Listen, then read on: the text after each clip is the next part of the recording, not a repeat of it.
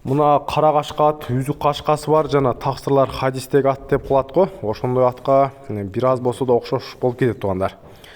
Бою болсо 1,63, жашы 4 жаш, жаңасы. Россиядан келген, өзү Россия жылкысы.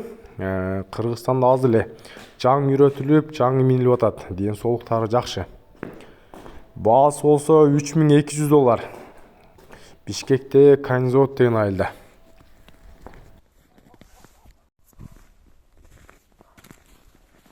Тура